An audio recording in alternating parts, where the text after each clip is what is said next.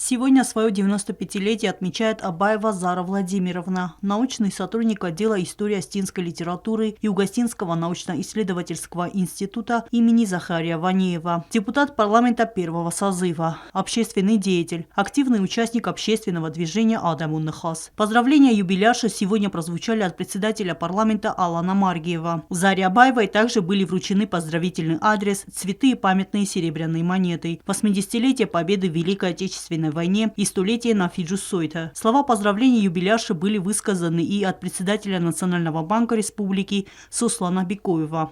Зара Владимировна, мы вас поздравляем с юбилеем. Желаем вам крепкого здоровья. Мы очень хотим, чтобы вы нас через 5 лет пригласили на свой настоящий юбилей. Теплые слова и цветы Зара Владимировна приняла и от коллег по научному цеху, директора научно-исследовательского института Роберта Гаглойта и замдиректора Марии Кабисовой. Зара Владимировна поблагодарила собравшихся за поздравления и приятные сюрпризы. Она отметила, что встречает юбилей с хорошим настроением и оптимизмом, всегда помогающим ей в жизни. Я себя ценю, если так можно сказать, что у меня не было за всю мою жизнь человека, которому бы я пожелала не добра. Не было,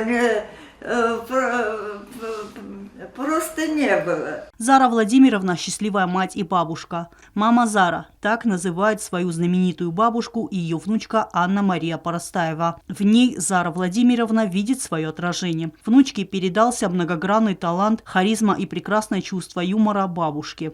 Про меня? Да. Сплетничаешь?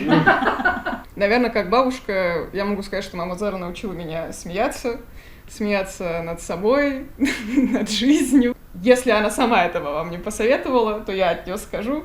Совет такой на долгую жизнь от Зары Владимировны, а для нас мамы Зары.